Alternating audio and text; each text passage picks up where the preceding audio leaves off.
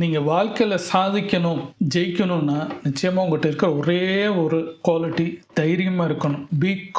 Be confident, be strong இருந்தீங்கன்னா நிச்சயமாக எந்த சூழ்நிலையும் எது இல்லைன்னா கூட நீங்கள் வாழ்க்கையில் ஜெயிக்கலாம். அதை பற்றி தான் இந்த வீடியோ. என் பேர் ஸ்ரீராம். எண்ணம் போல் வாழ்க்கை பல வீடியோ மேக் பண்ணி போட்டிருக்கேன். ஒன்றுக்கு 4 வீடியோ பார்த்து பிடிச்சிருந்தா சப்ஸ்கிரைப் பண்ணுங்கள். லைக் பண்ணிங்கன்னா வீடியோ ரெக்கமெண்டேஷனில் போகும். நிறைய பேருக்கு சப்போர்ட்டாக இருக்கும், எனக்கும் சப்போர்ட்டாக இருக்கும். சப்போர்ட் பண்ணுங்கள்.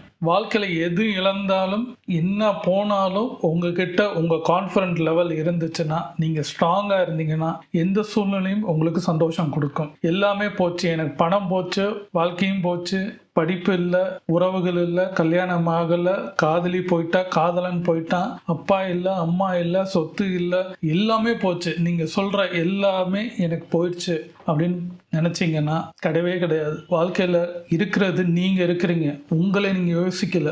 மனுஷனை இந்த உறவுகளும் இந்த விஷயங்களையும் நீங்கள் யோசித்து பார்க்காம மற்றவங்களை யோசிக்கிறதுனால தான் உங்கள் கான்ஃபிடன்ட் லெவல் போயிடுது. ஏன்னா அவங்க என்னை என்ன நினைப்பாங்க, படிப்பு இல்லைன்னா என்னை தப்பாக நினைப்பாங்க, என்னை பார்க்கறதுனால நல்லா இல்லைன்னா என்னை தப்பா நினைப்பாங்க. அடுத்தவங்களை யோசிச்சு உங்க கான்ஃபிடன்ட் லெவல், உங்க ஸ்ட்ராங்கை நீங்க விட்டுறீங்க. நீங்க ஸ்ட்ராங்கா இருந்தா மாத்திரம்தான் நீங்க ஜெயிக்க முடியுன்றதை நீங்க உணர்றதே கிடையாது. ஏன்னா யோசிக்கிறது எல்லாமே பார்க்க நான் இந்த மாதிரி ஆக்டரா இருக்கிறேனா, இந்த மாதிரி ட்ரெஸ் போட்டா நல்லா இருக்கிறேனா, இந்த வேலையில இருந்தா இந்த சம்பளம், இந்த 20,000 ரூபாய் இருந்தா கூட அவங்களுக்கு இப்ப பெருசு இல்லை, 1 லட்சம் 2 லட்சம் இருக்கணும். பிசினஸ் சம்பாதிச்சாலும் எடுத்த உடனே இன்னைக்கு பிசினஸ் ஆரம்பிச்சா நாளைக்கு காலையில நம்ம பெரிய ஆள் ஆகணும். ஒரு நாட்டாம படம் மாதிரியோ இல்ல மித்த எந்த விஷயங்க இருந்தாலும், படங்கள் எந்த படங்களும் இருந்தாலும் ஒரு பாட்டுல பெரிய ஆளாகணும்னு நினைக்கிறீங்க, வாய்ப்பே இல்லை ராஜா. நீங்க எஃபெக்ட்ன்றது வாழ்க்கையில நீங்க போடணும். கஷ்டங்களை அனுபவிச்சே ஆகணும். கஷ்டம் அனுபவிச்சா மாத்திரம்தான், தோல்வி அடைஞ்சா மாத்திரம்தான் வெற்றின்றத படிக்கட்டே நீங்க ஸ்டெப் எடுத்து வைப்பீங்க. ஆனா அந்த வெற்றியே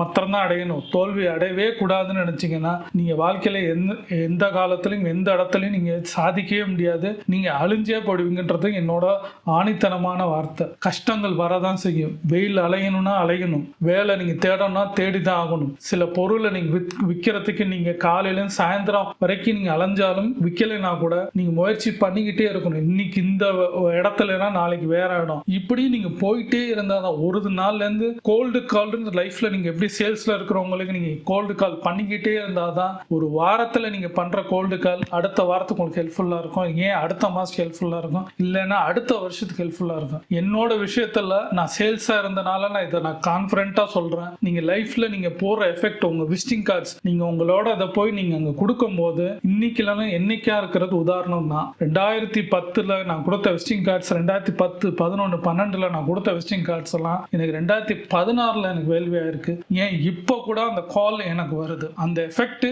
என்னோட பேசினது, அவங்க எடுத்துக்கிட்டது. ஏன்னா நான் கொடுத்த ப்ரெசென்ட் அப்படி. நான் போய் என்னோட வேல்யூ மாத்திரம் தான் கொடுப்பேன் தவிர அவங்க வாங்குறாங்க வாங்கலன்றதை நான் யோசிக்கவே மாட்டேன். ஏன்னா நான் இன்சூரன்ஸ்லயும் இருந்திருக்கேன், ஃபினான்ஸ் செக்டர்லயும் இருந்திருக்கிறேன், இப்போ அதுக்கப்புறம் நான் கம்ப்யூட்டர் இதுலயும் இருந்திருக்கிறேன், சிம் கார்ட்ஸ்லயும் இருந்திருக்கிறேன், இன்டர்நேஷனல் சிம் கார்ட்ஸ்லயும் இருந்திருக்கிறேன். இப்படி நான் ஒரு வெரைட்டி ஆஃப் கம்பெனில நான் வேலை பார்த்திருந்தாலும் எனக்கு என்ன பிடிக்கும்னா, எனக்கு என்னைய பிடிக்கும். ஏன்னா நான் பேசும்போது கடகட நிறைய எப்படி இந்த வீடியோ பேசுற மாதிரி நான் சேல்ஸ்ல என்னை பத்தி நான் நிறைய பேசுவேன். கம்பெனி ப்ராடக்ட் என் ப்ராடக்ட் நினைப்பேன், நான் விற்கணும், உங்களுக்கு இதை எடுத்தீங்கன்னா உங்களுக்கு அவ்வளோ இதாக கொடுக்கும்னு சொல்லி அந்த இதை அவங்களுக்கு கொடுப்பேன், அந்த எஃபெக்ட் கொடுப்பேன், அந்த வேல்யூ கொடுப்பேன். அந்த வேல்யூ கொடுக்கும்போது அவங்க சொல்ற எனக்கு இந்த காம்ப்ளிமெண்ட்டே நிறைய இடத்துல எனக்கு வாங்கணுன்ற இப்போ நெசசிட்டி இல்லைன்னா கூட நீ பேசுற பேச்சுனால எனக்கு வாங்கணும்னு தோணுது, கண்டிப்பா உன்னை நான் வச்சுக்கேன் கூப்பிடுவேன்னு சொல்லுவாங்க. அவங்க என்னை கம்பெனியோட ரிசப்ஷன்ல இருக்கிறவங்களும் சரி, இல்லை கம்பெனி ஹெச்ஆரா சரி, இல்லை அட்மின்ல இருக்கிறவங்களும் சரி,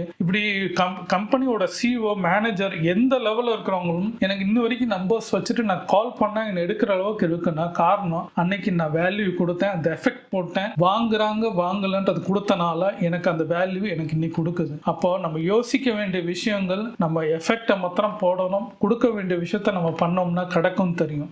இந்த தோத்து போயிருவேன்னு நான் எதுவுமே ஆரம்பிக்கல. இன்னைக்கு நான் இதுவும் செய்யறேன், இந்த கணத்தை யோசிச்சேன், செஞ்சுட்டு இருந்தேன். அப்போ வாழ்க்கையில நீங்க சந்தோஷம் மாத்திரம் யோசிக்காம நீங்கள் வந்து தோல்வி வந்தாலும் நிச்சயமாக வரும், ஒரு காலகட்டத்தில் நிச்சயமாக நம்ம அதுவும் சேர்ந்து நம்மளுக்கு வரும்ன்றதை யோசிச்சிங்கன்னா நிச்சயம் நம்மளை ஏதோ பொருளை விடுறோம், நம்ம செய்யலை விற்கலை எதுவுமே கிடைக்கலன்னு நினச்சிருந்தீங்கனாலும் நிச்சயமாக ஒரு காலத்தில் உங்களுக்கு தேடி வரும். இதுவும் கடந்து போகுன்ற மாதிரி வெற்றியும் தோல்வியும் கடந்து போயிட்டா இருந்தால் தான் வாழ்க்கை நடக்கும். மூவ் ஆன் ஆகிட்டே இருக்கணும். தோல்வியை அடைஞ்சாலும் அந்த இடத்துல நிற்காம பொருள் நீ விற்கலையா நிச்சயமாக ஒரு நாள் வரும். அதான் சொல்கிறேன், 2010 இருந்த எஃபெக்ட் வந்து எனக்கு 2016 கிடச்சிச்சு, 17 கிடச்சிச்சு, 18 கிடந்தது. நான் பண்ண எல்லாமே எனக்கு கிடச்சிது. நான் வேற கம்பெனிக்கு போனாலும் அவங்க என்ன கம்பெனி ஏதுன்னு கேட்கும் போது நான் இந்த ப்ராடக்ட்னாலும் அவங்க, ஏன்னா நான் பார்த்தது எல்லாமே கார்பரேட்ஸ் நான் பண்றது எல்லாமே ஏதாவது ரிலேட்டடாகவே இருக்கும் அவங்களுக்கு. அப்போ நான் அந்த மாதிரி கம்பெனிஸ்லாம் போயிருக்கேன். கோயம்புத்தூர்லையும் சரி, கரூர்லையும் சரி, குஜராத்லையும் சரி, இந்தியாவில் இருக்க மோஸ்ட் ஆஃப் சில கேரளாவில், முக்கியமாக கேரளாலும் சரி, இன்ன வரைக்கும் எனக்கு கான்டாக்ட் அங்கே தான் எனக்கு ஜாஸ்தியாக இருக்கு.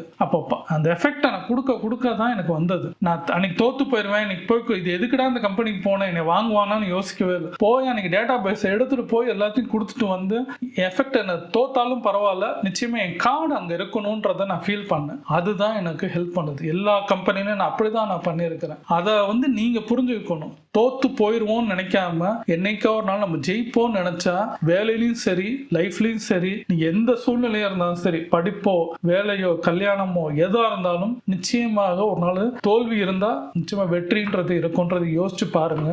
நான் லைஃப்ல என் பாடம் எனக்கு வந்து அவ்வளவு முக்கியம். என்னைய நான் நம்பினேன், என்னைய புரிஞ்சுக்கிட்டனால அந்த எஃபெக்ட், அந்த எண்ணங்கள் படியே நான் வாழ்க்கை ஓடினனால இன்ன வரைக்கும் நான் வாழ்க்கையில டெய்லி எனக்கு பிரச்சனை இருக்க தான் செய்யுது. ஏதாவது ஒரு ரூபத்துல எனக்கு பிரச்சனை இருக்கு. இன்னைக்கு கம்ப்யூட்டர் நான் ஆன் பண்ணும்போது காலையில என்ன எரர்ல ஆட்டோமேட்டிக்கா ஆஃப் ஆச்சு, வெறும் C கோலன் மாத்திரம் காமிச்சிச்சு, மித்த எதுவுமே DEFன்றது எதுவுமே காமிக்கல. திருப்பி ஒரு 3 தடவை பண்ற பிரச்சனை வருது. என்ன பண்ணேன், ஒரே ஒரு தான் காம் ஆனேன். ஆஃப் பண்ணிட்டு என் ஒய்ஃபை கொண்டு போய் விட்டுட்டு ஒரு டீயை சாப்பிட்டு திருப்பி வந்தேன். வந்ததுக்கு அப்புறம் ஒரு மணி நேரம் கழிச்சு திருப்பி ஆன் பண்ணும்போது D colon E colon F colon, ஏன்னா அது எதுவுமே இதுவுமே டேட்டாஸ் எல்லாமே எனக்கு அதுல தான் இருக்கு. அடிச்சுனா ஆர்டிஸ்க்கும் இருக்கு. எதுவுமே காமிக்காம இருந்தப்போ ஒரு மணி நேரம் கழிச்சு ஒரு எனக்கு கிடைச்சிச்சு. அப்ப பிரச்சனைன்னு ஒண்ணு இருந்தது. அதை எப்படி நான் எதிர்கொள்ளணும்னு நினைச்சேன். பிரச்சனை வந்துச்சா அதை நிச்சயமா ஒரு மணி நேரம் கழிச்சு அந்த CPU எடுத்துட்டு போய் ரிப்பேர் பண்ணுவோம்னு நினைச்சேன். ஆனா டீயை குடிச்சு ரொம்ப காமா, நான் அப்பயும் எதுவுமே யோசிச்சேன். டீயை குடிச்சேன், நீங்க என்ன வீடியோ பண்ணணும், என்ன எடிட்டிங், அதை மட்டும் தான் யோசிச்சேன் தவிர சிஸ்டம் பிரச்சனை நான் யோசிக்காம திருப்பி வந்து ஆன் பண்ணி பார்த்தேன். ஆன் பண்ணும்போது வரும் கண்டிப்பா அப்படின்னு நினைப்போடு தான் நான் ஆன் பண்ணேன். திருப்பி எனக்கு எல்லாமே ஆட்டோமேட்டிக்கா அது எரர் கரெக்ட் ஆச்சு. திருப்பி அதே ரெக்கவர் ஆச்சு, சிஸ்டம் ஆன் ஆயிடுச்சு. அப்போ பிரச்சனை இல்லாமலாம் இல்ல, டெய்லி எனக்கு இதுக்கு ஒரு செலவுன்னு வரும்னு எனக்கு நினைச்சுக்கிட்டு இருந்தேன். ஆனா அதையும் கடந்து போகும், இதுவும் கடந்து போகும்னு நினைப்போ வந்து இப்படி யோசிங்க. உங்க கூடயே எப்ப பார்த்தாலும் ஒரு பிரச்சனை உட்கார்ந்துதான் இருக்கும். நீங்க நான் கம்ப்யூட்டர் உட்கார்ந்த மாதிரி ஏதாவது ஒரு பிரச்சனை உட்கார்ந்து தான் இருக்கும். அதை எப்படி எதிர்கொள்றோம், எப்படி அதை ஃபேஸ் பண்றோம், எப்படி அதை பேசுறோம், எப்படி அதை கடந்து போறோம்ன்றத நீங்க யோசிச்சீங்கன்னா நீங்களும் இந்த பிரச்சனை கடந்து தான் போவீங்க. மூவ் ஆன் ஆயிட்டு இருப்பீங்க, ஸ்ட்ராங்கா இருப்பீங்க, கான்ஃபிடென்ட் பர்சனா இருப்பீங்க, ஜெயிக்க முடியும். யோசிங்க, உங்களுக்குள்ள இருக்கிற பலவீனம் என்னன்னு நினைச்சிட்டீங்கனாலே உங்க லைஃப் வேற மாதிரி இருக்கும். நீங்களும் கான்ஃபிடென்ட் லெவல் ரொம்ப ஹையா போகும், ஸ்ட்ராங்கா இருப்பீங்க. நீங்க ஸ்ட்ராங்கான பர்சனா இல்ல வேற மாதிரி இருக்கீங்களான்னு யோசிச்சு பார்த்தீங்கனாலே விட கிடைக்கும். யோசிங்க.